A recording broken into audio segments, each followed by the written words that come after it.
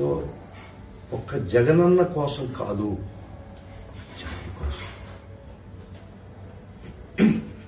పేదల కోసం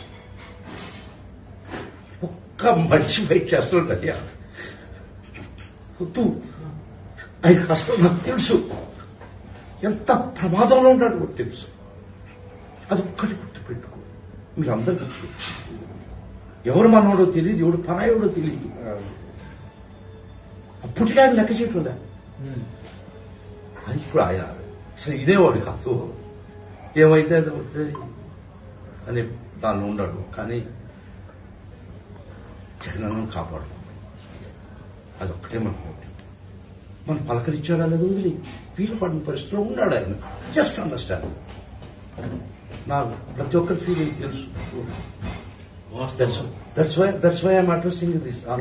అందరూ చూడాలనుకుంటున్నారు, అందరికి మాట్లాడాలనుకుంటున్నారు, అందరు కలవాలన్నారు. That's why I'm addressing. I'm aware of all this.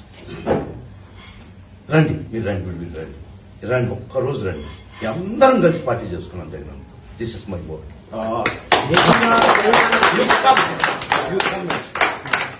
అన్న చెప్పాడంటే